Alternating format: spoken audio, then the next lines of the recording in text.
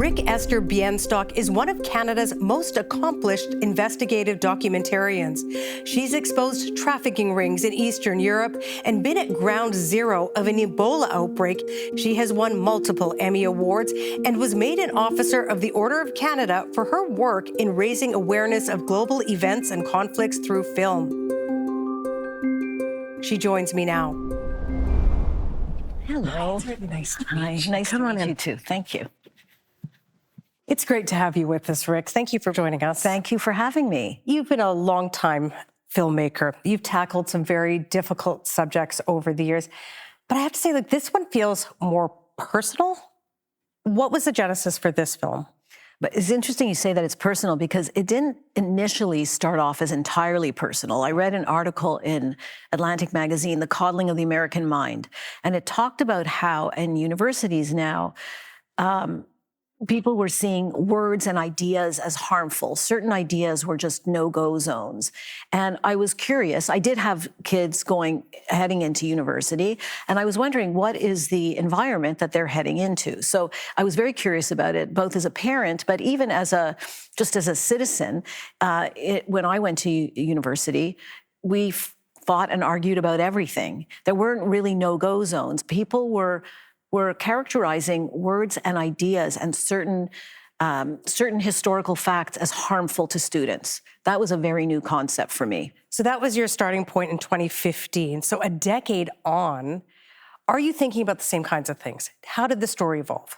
Well, it's funny because the film that I started making was not the film that I ended up completing. In the 80s and 90s, people talked a lot about political correctness on campus. And at the time, people were questioning the Western canon and looking at everything through a white lens. And there were lots of reasons to bring more diverse voices into the academy, more diverse readings into the academy. So while it was, there was a moment of characterizing it as political correctness run amok, there were good reasons to be challenging what was happening in universities.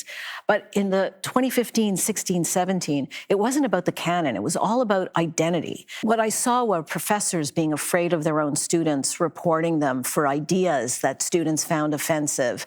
And I was trying to make sense of how is this playing out in the arena of higher education, where it's supposed to be where students are challenging their assumptions, encountering ideas they don't like. Schools were starting to try and protect students from ideas they didn't like. Many universities, I think here as well, had bias response lines. You can report somebody for bias anonymously. Now, that's not like a sexual harassment line. That is bias response. What is bias, Piya? So I just thought this is a really interesting environment to be educating the next generation of citizenry and leaders. For me, university was a place where you wrestled with new ideas. The collision of views and ideologies is in the DNA of the academic enterprise. Sex, politics, religion, war, we argued about all of it. But somewhere along the way, the climate changed. Students didn't just disagree with ideas, they felt harmed by them. And the only way to feel safe was to silence the people expressing them. And now I want your job to be taken from you. All in the name of social justice. Maybe it was, but it felt different. I am disgusted knowing that you work at Yale University. Like you had to watch every word. My kids were heading to university, and I wanted to understand the world they were stepping into. I didn't know it then, but this was the start of a journey that would last nearly a decade and reveal how clashes over speech and identity put universities in the crosshairs of a political backlash. The term free speech is one that I feel a little bit nervous about using sometimes because different people use it in different ways and people weaponize it in different ways. So, Ric, what does free speech mean to you? What was your approach in this documentary? I'm glad you asked that because I'm not looking at free speech as an American, a First Amendment or a legal concept. I'm talking about free speech in more colloquial terms. I feel comfortable speaking to people about things. I'm a regular person. I'm not want to spew racist hatred or, but what's our ability to speak to each other and have conversations and disagree and have arguments at the dinner table, which is my favorite thing to do. And I mean, that's the whole, we used to get speakers on campus. I'm not saying you shouldn't protest speakers. That's what students do. We protest. Oh, I'm not a student anymore, but students protest. But I wouldn't want to shut someone down. If we disagreed with someone, we want to go in and challenge them. We don't want to silence them. We don't want to stop other people from having to hear those views. I'm not looking at what are the extremes of what we're allowed to say. You know, what is hate speech? I wasn't trying to define that. I was looking at what's the Overton window? What is the allowable conversation? What's the conversation that we can have now and feel comfortable having and not be in fear of being accused of being someone that you're not.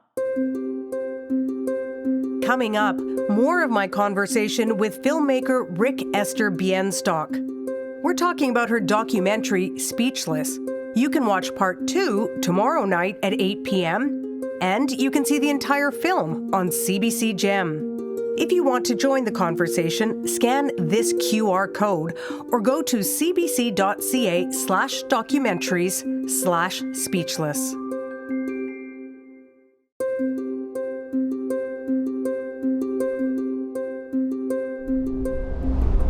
Let me ask you this, because every filmmaker has to make many choices, but among them is how much of myself am I going to put into this, whether through point of view, which you do in this documentary, whether it's being seen on camera and so on and so forth. With this documentary, with Speechless, the issues are so polarizing. And you could have chosen to be a quote-unquote neutral observer, but you didn't. You said that would be intellectually dishonest. What do you mean by that? I mean that we all know now that the filmmaker, the writer, the author is under the microscope as well. Identity has become so central to the way people see the material that they're taking in. So I realized that I'm a white woman of a certain age. I mean, I disclose all this in the film because it's like, you cannot now accuse me of these things. I'm seeing it through that lens. I'm unabashed about it. I think that my point of view is still valid. At the same time, at Evergreen, it was the first time where, you know, I asked a woman who I spend a lot of time with, and I said, like, what do you want me to say to the world? And she said, send more reporters of color. And I put that in the film because I hadn't thought about that, but that is something that's kind of quite present in the way people think now. And I just think it's fair to show these things as they are, and that my identity was a player somehow. So initially, I didn't plan on being in the film, and there's very little of me initially. You hear my voice, it's my point of view. Also, there's no way to be 100%. It's like journalistically unbiased. We know that. And in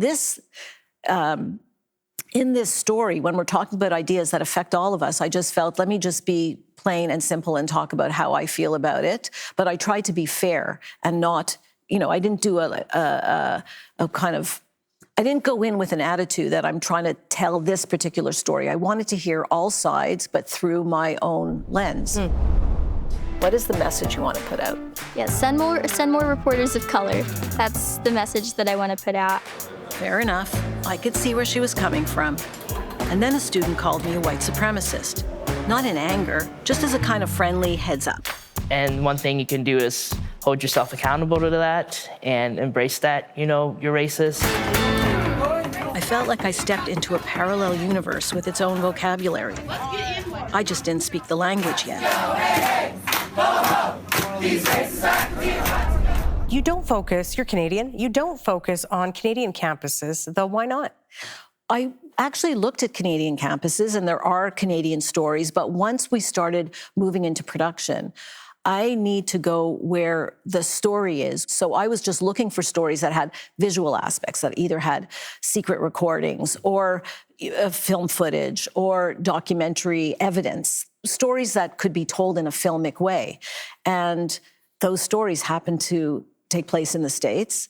And then the backlash against the kind of what the right wing calls the illiberal left. The backlash started happening on American campuses, and Trump was kind of fomenting that kind of backlash against universities. And so the story just took me there. But it's just as present on Canadian campuses, and it's just as present in Canadian institutions. And when I say just as present, I mean the kind of ideas that I talk about in the film and that we represent in the film are very much present on campuses here. Let's talk about being canceled, as we call it nowadays, being ostracized, being vilified, losing your job. This happens to several people whom you profile in Speechless. In an environment where so many of these people had been canceled or at risk of being further canceled, that fear lives large. How did you get them to talk honestly, openly, to even show up? We spoke to hundreds of people. And I will say that I heard from my own colleagues and friends, a lot of who are in media, why are you making this film? And I thought, that's really interesting. I thought it was a really important story. And I don't think we shouldn't tell an important story because someone might use it as ammunition. But hundreds of people were scared to talk to us, and we would do these Zoom off-the-record meetings so people would feel comfortable. And we were like therapists. We had people crying on these Zoom meetings, professors who had no tenure, who were petrified of their students, who cleansed their curriculum of anything that might be offensive to somebody because they ran the risk of being reported.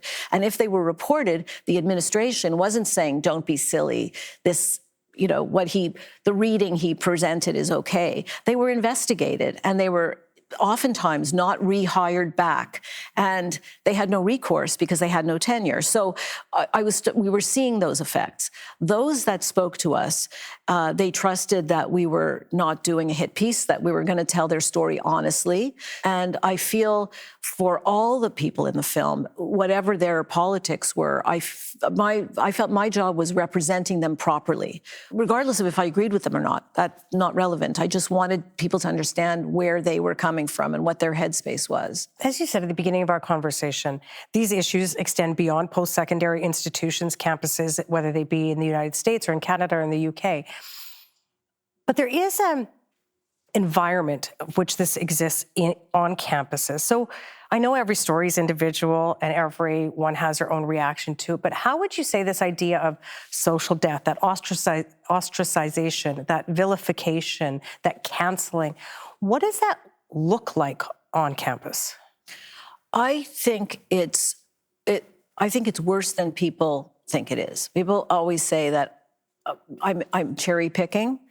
And of course, you're always cherry picking to make a film. You're picking the stories that you think represent ideas that you want to convey.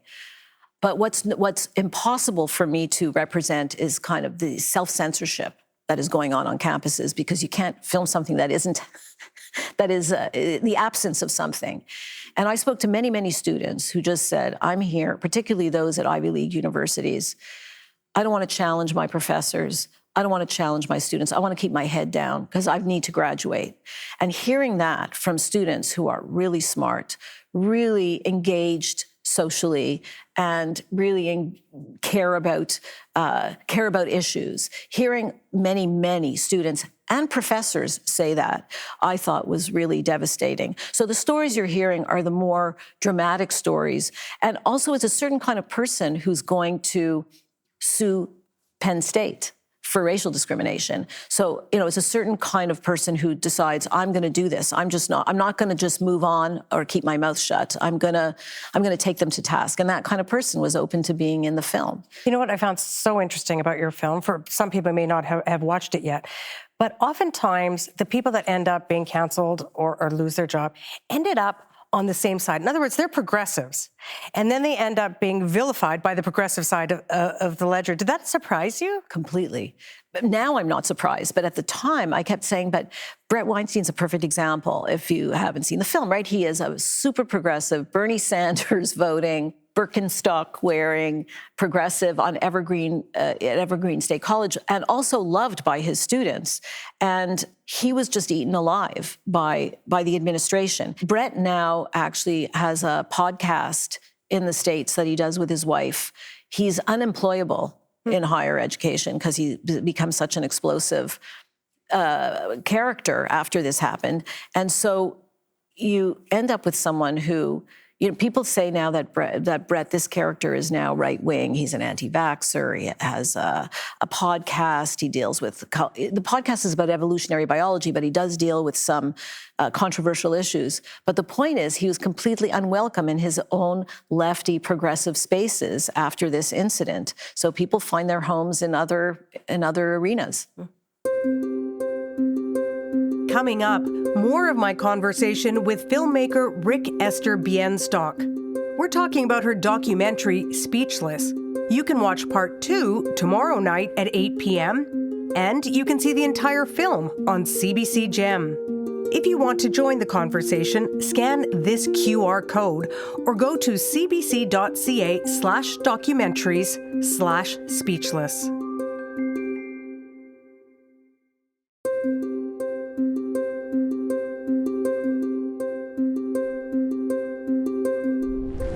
I've always believed in free speech, defended it, even when it was hard. But this felt personal. I'm Jewish, and I have family and friends in Israel. Many who oppose their own government's policies and sympathize with Palestinian suffering. So watching a Cornell professor call the October 7th attacks exhilarating, energizing, was hard to process. He wasn't some anonymous voice online. He was a tenured Ivy League professor who appeared to be celebrating mass murder. I needed to know what was happening on that campus. So I headed to Cornell. A Cornell professor is under fire after... We do need to talk about October 7th, 2023. This is something that surfaces in the latter part of your documentary. I guess I want to know from you first, Ric, how different, I know the issues are different. I know the political climate is different, but how different are the protests that you've seen on campuses post-October 7th versus the ones you documented before? October 7th is obviously one of the most hot button issues. I thought it was hard enough dealing with race and gender issues, and then October 7th took it into an entirely different arena. And because of, I realized I just did not want to litigate the war and what was happening. That's not what the film was about. I was looking at student protests. When you say how is it different, it was political. So it wasn't just identity. And it was everywhere. I mean, it took over the whole world and it is still there. What I wanted to look at was how some of the protests represented currents that had been at play on these campuses starting in the 60s. Now, that's not to undermine the fact that there should be protests about wars on campuses. That's where there always people has protest. been. There always has been. But what I found interesting was how it kind of fit in. They were using the words that I had documented, oppressor, oppressed, that kind of dynamic. And again, I'm trying to stay away from litigating the war, but they were using all the same language as I was hearing in these other protests. And I think that was the most challenging part of the film to make, but it showed me two things. One, it's easy to talk about free speech and our ability to speak across differences when it's issues that aren't kind of close to your heart, because you can talk about it in academic terms and in abstract terms. But I didn't feel that way about October 7th. So I was really forced to look at, okay, what is acceptable speech when you don't like what you're hearing necessarily? And I think that was an important lesson for me, but also to kind of show that in the film. How concerned were you about bias or that perception of bias? Oh, it's one of the reasons I declare I'm Jewish. I just declare my identity because I can't help my bias, but I can try and overcome and listen to people who I don't agree with. I think I can do that. I might not like it, but I think I can. And, you know, I interviewed people. I didn't choose people according to their views. I chose people who were, for example, one of the leaders of the pro-Palestinian camp at Cornell, who I interviewed, everybody said he's the guy to talk to. Everyone said he represents us. And so I went and spoke to him. And all I can try and do is be as honest as I can in the film and as transparent as I can. And I did that, and so did my co-producer. I mean, that was really important to us. What I found is people's identities and their views always surprised me, that you can't slot people into their identity based on their race, their gender, their political affiliation necessarily. People are, I mean, this sounds so trite, but people are complex. We're nuanced. And I think it's important to see that, because I think that just looking at people through the lens of identity can be destructive sometimes. So through all of this, the title of your documentary is Speechless, which implies people have been silenced or are afraid to speak. Who do you feel is truly being silenced? That's such a good question, Piya. I actually think we're not being silenced, but I think most of us live in this center where we don't agree, we don't have to be friends with people we don't agree with, but we're in this center where you can actually see nuance, see complexity. None of us are perfect, right? We all have our views and people piss us off for different reasons. But I think the center just doesn't have a voice, not in social media, not in the media. Everybody's in their own echo chamber. And I think, we need to get back to the center. And I think we need students. I wish that professors and administration would stand by their professors so they can talk about different ideas that people might find a little bit offensive, but then they should be able to challenge those ideas as opposed to canceling them and shutting them down, because it's created an environment where people are scared to speak, whether they want to admit it or not, certainly on campuses, but frankly, even in media. I've seen it myself. They're scared to say things. Everyone said, again, why are you're doing a film? It's like I'm almost the wrongest person to make this film. I'm doing a film about race, gender, October 7th and Trump, and I'm a white woman, white Jewish woman of a certain age. But it's like, no, we're all people trying to tell stories and trying to report on things that are happening and trying to explore our world and figure out how we're going to navigate all this and how's the next generation going to navigate. And if they're going to navigate this world, they're going to have to speak to and engage with people that they don't agree with and find a common ground. You grew up like that, so did I think, I'm assuming. Coming up, more of my conversation with filmmaker Ric Esther Bienstock. We're talking about her documentary, Speechless. You can watch part 2 tomorrow night at 8 p.m., and you can see the entire film on CBC Gem. If you want to join the conversation, scan this QR code or go to cbc.ca/documentaries/speechless.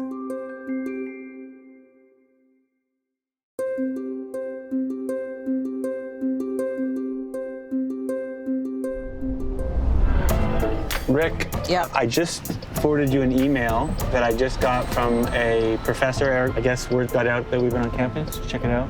Okay. Oh my God. The following was posted by the camp today, the encampment, right? Perhaps you've seen it. Update on documentary crew. Please wear masks. The director, who is a Zionist, is on site. Be wary of what you are saying around them and guard yourself from a potentially unfriendly crew. I mean, are you kidding? Zionist has become a dirty word, so... Why do they think you're a Zionist? I don't know.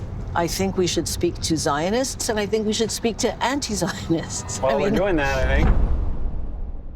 You're a brave filmmaker. You've tackled a lot of hard subjects, and I hear what you're saying there, that we got to talk about this stuff. I got to make this film. But is there a small part of you that's just a little bit worried that, oof, I might get canceled?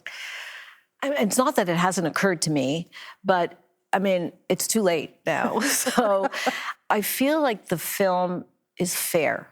I feel it's fair. I can defend the choices that I made.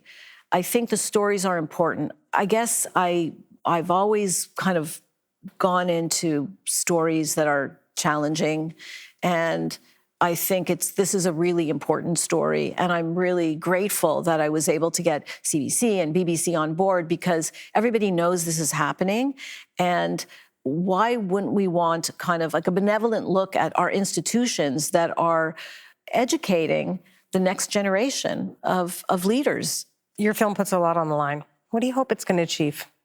I just hope that people watch it and it really has people discussing and talking about it. What was really interesting making the film is we'd finished shooting and the crew, we just want to talk about the issues constantly.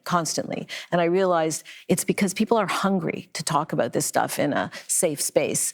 And I hope that the film does that and people just talk and realize this way of controlling speech on campus is not doing anything positive. You said part of the reason you started this documentary is that your own 2 children were on their way to post-secondary education, just entering that arena. Yeah. It's this time of year right now, Rick, where kids are deciding, do I go to that school? Did I get into that school? What do I want to do, quote unquote, for the rest of my life? Yeah.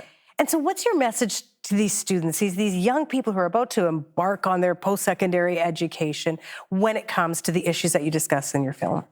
I think the most important thing is don't go to school and class with with knowing all the answers. Just be a little bit humbled. People are coming in, and I heard this from professors, they have the conclusions already. They're coming in with the conclusions. They're not coming in open to seeing where some of their conclusions might not be so airtight. So I just be open, and also,